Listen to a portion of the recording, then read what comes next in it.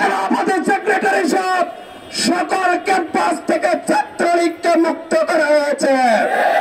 শুধু তাই নয়, সংগ্রামী রাজশাহীবাসী যখন এই স্বৈরাচারী ফ্যাসিস্ট খুনি হাসিনা তার গদিতে যখন টান পড়েছে, তখন এটি বানচাল করার জন্য কারফিউ জারি করেছিল।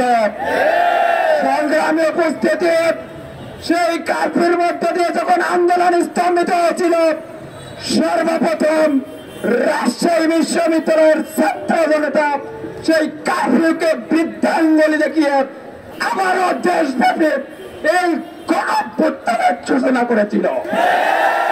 সংগ্রামী আপনারা যে ভূমিকা রেখেছেন, এই ভূমিকার জন্য বৈষম্য বিরোধী ছাত্র আন্দোলন আপনাদের রাজশাহীবাসীর নাম সবসময় মনে রাখবে।